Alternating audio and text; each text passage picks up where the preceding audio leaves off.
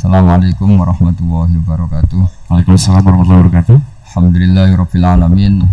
Allahumma shalli wa sallim wa barik ala sayyidina maulana Muhammadin wa ala alihi washabbihi ajmain. Amma ba'du. Nah, ini begini ya, saya sebetulnya ada sisi baik yang mungkin bahkan kita-kita yang kiai itu kalah sama tukang Gojek itu, sama apa Grab itu atau apalah istilahnya Grab. Karena dalam aturan fikih, ya saya cerita fikih dulu. Seseorang itu sebaiknya sholat itu berganti-ganti tempat supaya saksinya itu banyak. Jadi di bab ini kita yang ulama, yang wali aja kira-kira kalah ya.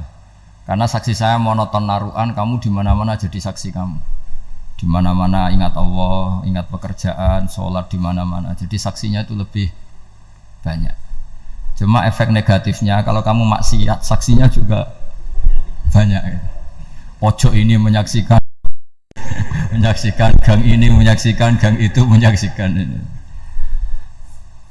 Saya cerita sedikit tentang ibadatu hadil ummah. Nanti saya bacakan teksnya. Di antara kebaikan umat ini adalah jalan-jalan itu termasuk ibadah. Makanya sering ada ayat fasiru fil ardi. Jadi supaya sering jalan-jalan. Jadi ini sudah jalan-jalan masih nyari apa? Nafkah. Kadang-kadang ya dapat macam-macam. Yang soleh ya dapat ibadah, yang enggak soleh ya dapat macam-macam. Tapi saya cerita yang soleh lah, yang enggak soleh itu enggak boleh dibicarakan itu ya. Rahasia. Saya ini lama di Jogja, ya tahulah kelakuannya orang-orang yang baik maupun yang setengah baik sampai. Ya semoga yang baik dilipat gandakan pahalanya, yang tidak baik diampuni. Tapi saya cerita sedikit.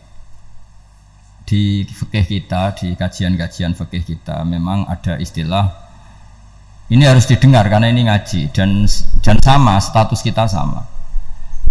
Al-wasiyah ila to'ah ya to'ah, terus al-wasilah ilal maksiyah ya maksiyah. Jadi kalau kita jadi perangkat to'at ya ibadah, kalau jadi perangkat maksiat juga maksiat. Sehingga di ilmu medis maupun di jasa online atau ojek atau apa, misalnya pertanyaannya, kita pekerja paket profesional, boleh ndak ngantarkan paket narkoba? Ya jawabannya tentu ndak boleh, karena bukan masalah pekerjaannya, tapi yang diantar adalah sesuatu yang haram.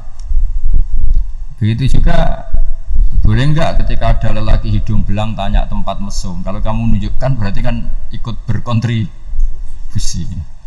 Ya kamu bisa meneruskan gimana hukumnya mengantar gitu misalnya.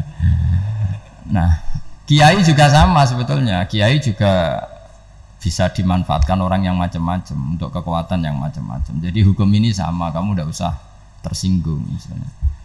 Kalau di fikih biasanya disebutkan menjual pedang pada begal juga enggak boleh karena digunakan yang tidak baik.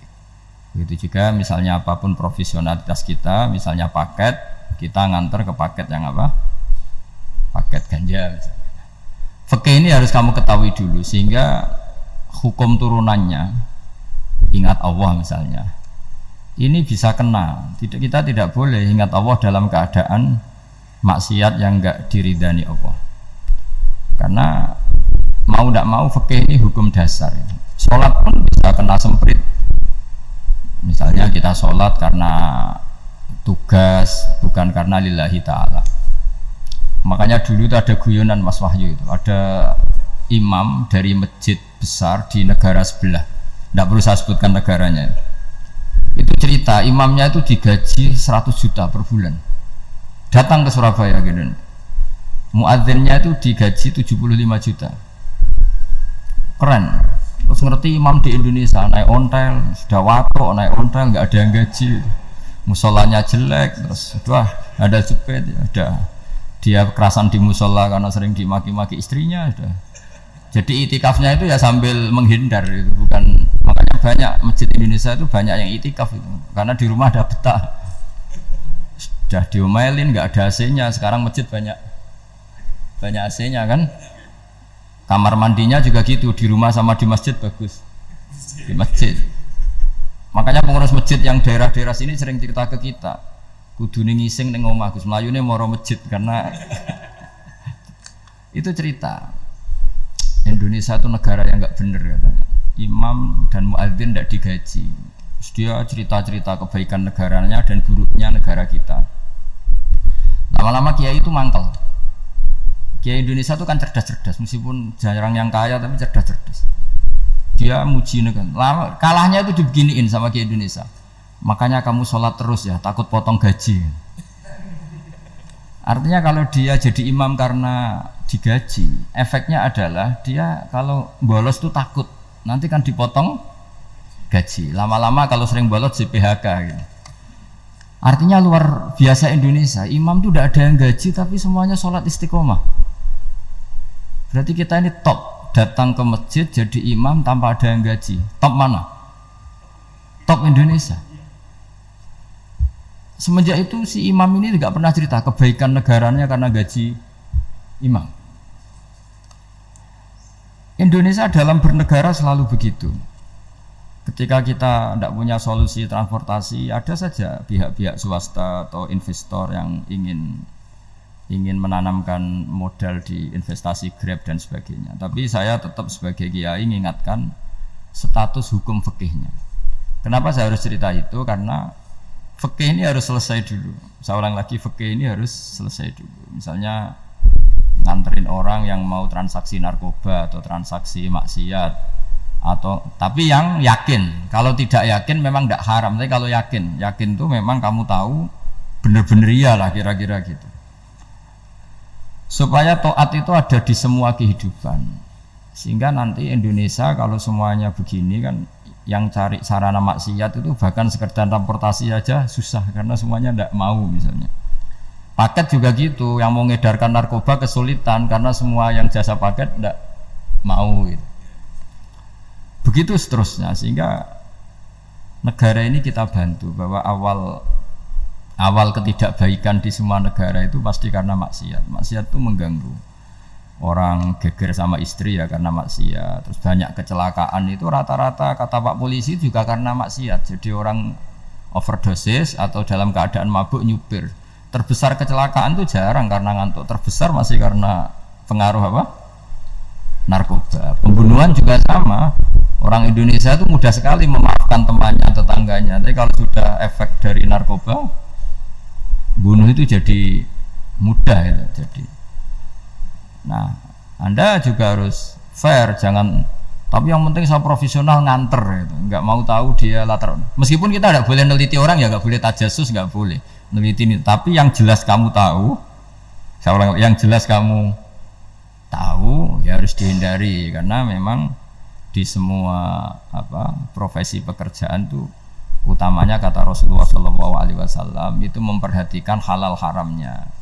Tapi ya saya ulang lagi, tidak boleh sok suci, tidak boleh tajasus, tidak boleh neliti orang lain. Tapi kalau yang jelas-jelas untuk maksiat maka harus kita hindari. Termasuk masjid sekalipun. Dulu zaman Nabi itu ada masjid namanya Masjid Dirar untuk memecah konsentrasi sahabat. Sahabat itu begitu mencintai Nabi, mencintai Rasulullah. Ada orang kafir pinter, orang munafik pinter. Ini Muhammad harus ditandingi. Cara nandingi Muhammad jangan pakai dangdutan, jangan pakai bar, tapi pakai masjid. Karena ini suasananya kesannya bagus. Dibikin masjid tandingan supaya orang tidak ke Muhammad semua, tapi ke masjid ini. Ini pikirannya orang munafik.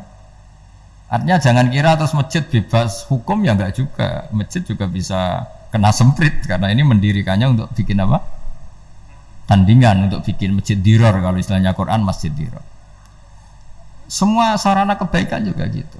Yayasan yatim piatu juga kena hukum, pondok juga kena hukum, semuanya kena hukum. Ada orang ingin jadi kiai padahal tidak pernah ngaji, terus bikin pondok. Akhirnya dia dipanggil Pak Yai, anaknya dipanggil Gus, padahal najis saja tidak tahu.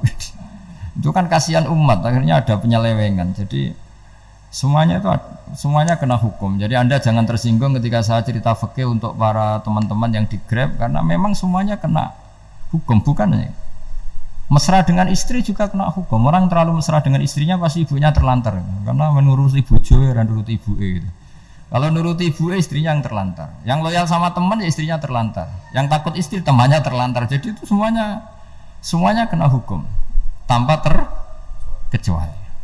Nah, saya cerita sedikit tentang sholat karena orang-orang Grab ini banyak yang sholat, kemudian harus cepat-cepat. Dulu ketika sahabat punya imam yang lama sekali kalau sholat, sehingga si sahabat yang satu yang petani ini mufarokoh itu memisahkan diri, kemudian imamnya diselip. Itu boleh memang dalam fikih. Kamu niat mufarokoh dulu. Mufarokoh itu niat bahwa kamu memutus hubungan dengan imam, kemudian meneruskan sholat sendiri. Singkat cerita dua orang ini berdebat, Mu'ad sama Ar-Ra'i yang penggembala ini. Kamu munafik, sholat kok meninggalkan imam. Terus yang satu bilang, kamu keterlaluan, sholatnya lama sekali. Singkat cerita dua orang ini lapor ke Rasulullah SAW. Uniknya Nabi itu membenarkan yang petani tadi. Kamu Mu'ad jadi masalah. Agama ini tidak boleh jadi problem. Kalau kamu ngimami orang, jangan lama-lama. Di situ ada ibu-ibu yang ditunggui anaknya yang sedang menyusu, banyak petani yang nunggu macam-macam. Kayak pegawai POM ya ditunggu shift temannya, pegawai Indomaret juga gitu. Apalagi Grab mungkin ditunggu penumpangnya macam-macam. Sehingga kebaikannya teman-teman yang kerja serabutan begini juga bergantung kebaikan imam tadi. Kalau sholat udah boleh lama-lama, apalagi wiridan, sholatnya aja nggak boleh lama-lama, apalagi wiridannya. Nah, kadang-kadang orang ngira kebaikan tuh nggak ada sempritnya, ada juga. Sholat tuh ya disemprit sama Nabi, kalau terlalu lama juga disalahkan, karena nanti agama ini menjadi apa? Menjadi problematika.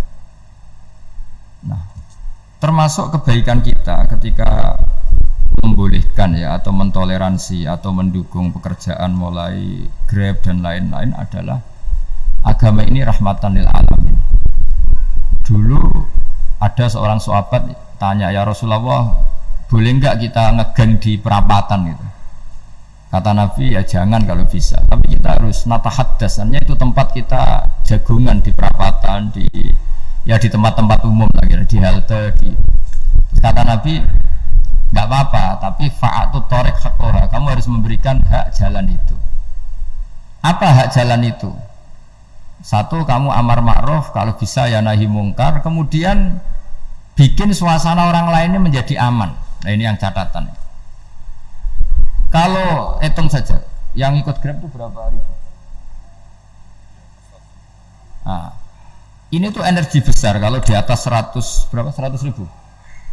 Hitung ya teman-teman di Grab, 100 ribu. 100 ribu ini kalau soleh semua, atau setengah soleh lah, kalau soleh banget keberatan ya soleh, setengah soleh. Itu tuh ada, ini sudah saya pikir, ada kebaikan yang menyebar di seluruh Nusantara yang berjumlah 100 ribu. Ini luar biasa.